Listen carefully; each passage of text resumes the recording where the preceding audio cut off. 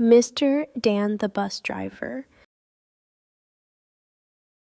Mr. Dan is a man. He is a bus driver. He drives a big yellow bus every day.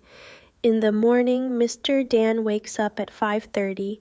He brushes his teeth, takes a shower, and eats toast with eggs. "Time to drive," he says. He wears a blue uniform and a big smile. Mr. Dan walks to the bus station. He checks the tires. He cleans the windows. Then he starts the engine. Vroom! At 7 o'clock, the bus is ready. Children wait at the bus stop. "Good morning, Mr. Dan," they say. "Good morning," he replies. He drives the bus through the town. He stops near the school. The children say, "Thank you, Mr. Dan." He waves and says, "Have a nice day." After that, Mr. Dan eats lunch with his friend Paul. Paul is a baker. They talk and laugh. In the afternoon, Mr. Dan drives again.